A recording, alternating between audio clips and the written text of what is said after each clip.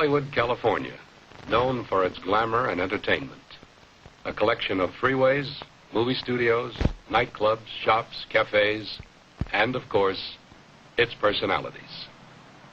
Over the years, this city has changed, but the underlying mystery and fascination seem to remain.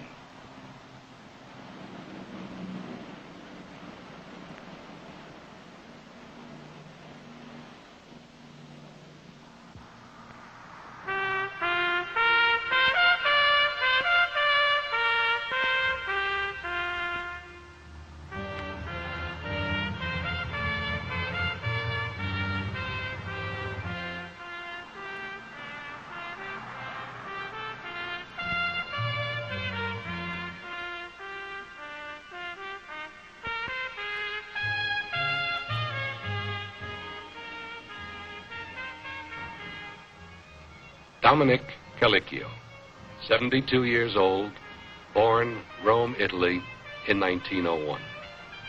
Orphaned at the age of 5, has worked at his craft for 59 years.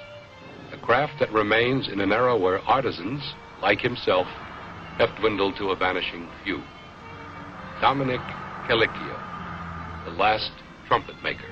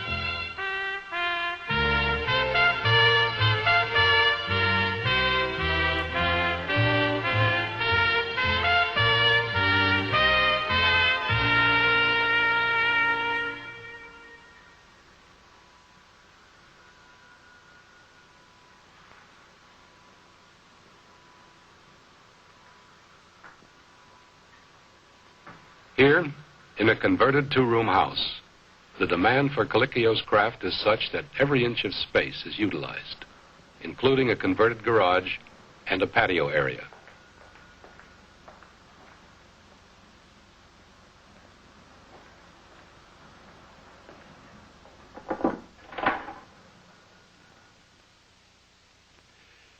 Calicchio begins on trumpet number 2135.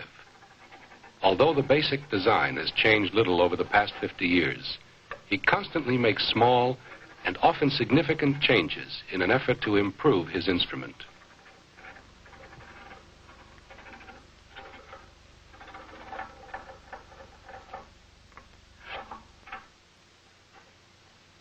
In contrast to Calicchio's handmade instruments, the majority of trumpets today are mass-produced in factories. One such automated trumpet factory produces over 2,000 trumpets a month, nearly the amount that Calicchio has made in a lifetime.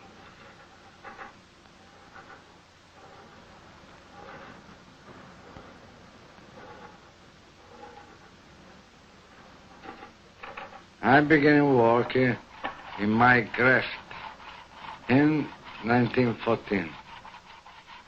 In those times, all instruments were made by hand. Today, few are made by hand. Factory instruments feel different and play different than mine. As far as I know, I'm the only one still making the trumpet by hand.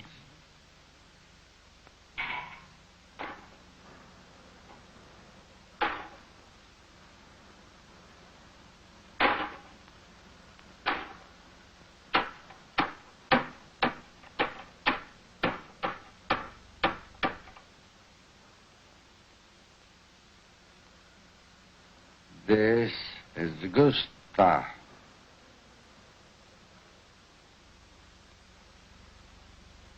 Hundreds of years ago, craftsmen like Calicchio, silversmiths, cabinet makers, and sculptors all fulfilled a need in the community.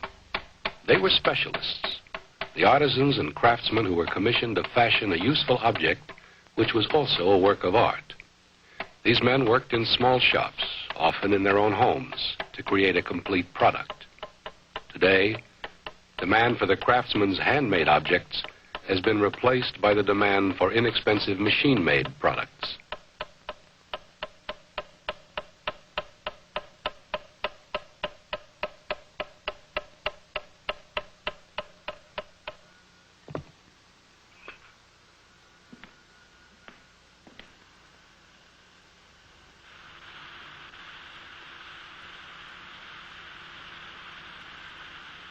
Even though Colicchio continues at his craft, the age of craftsmanship as a means of livelihood is almost extinct.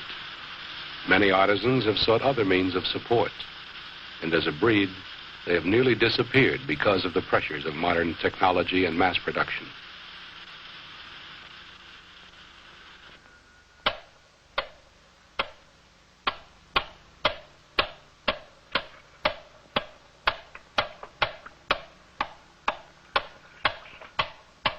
Colicchio hammers and shapes the bell as trumpet makers have done for over 2,000 years. The time-proven methods of pounding, annealing, pounding, and shaping have been passed on from one master craftsman to the next over the centuries. Shaping the bell is critical to the performance of the trumpet because it is the shape, thickness, and flare of the bell that determine the sound characteristics of the instrument.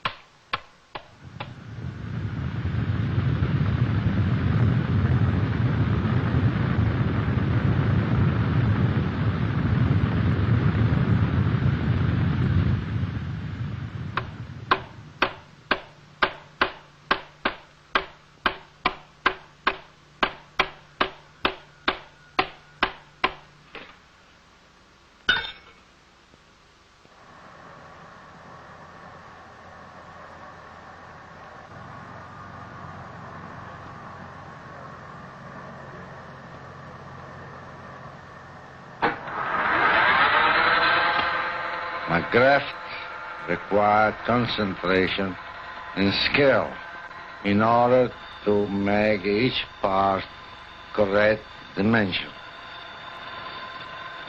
Colicchio applies the exact amount of pressure to stretch and thin the bell. Too much pressure or too little will change the entire sound of the instrument. For Colicchio, each trumpet is a challenge.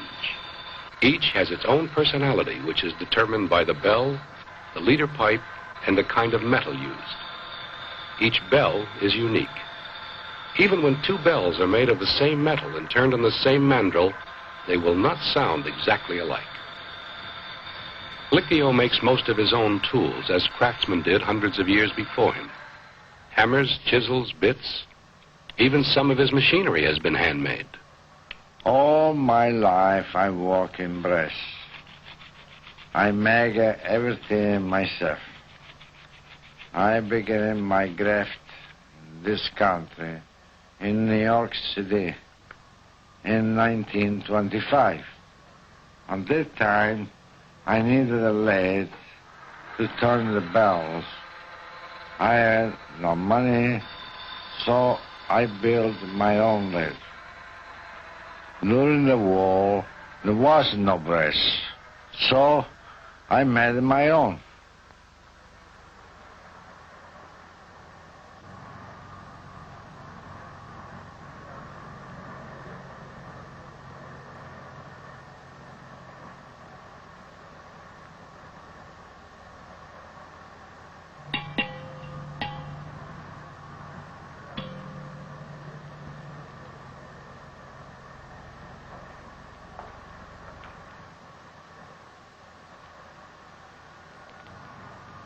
Centuries ago, the first trumpet makers formed straight trumpets by flaring a long, narrow tubing at one end.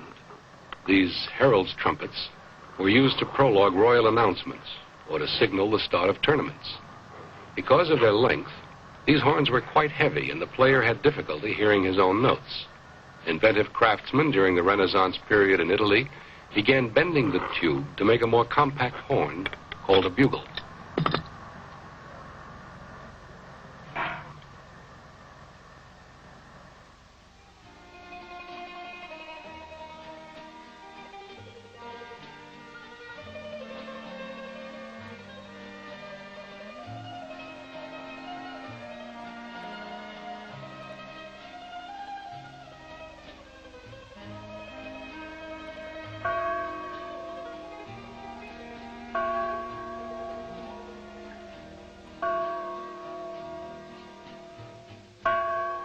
The bell reminds me of the Duomo in Italy.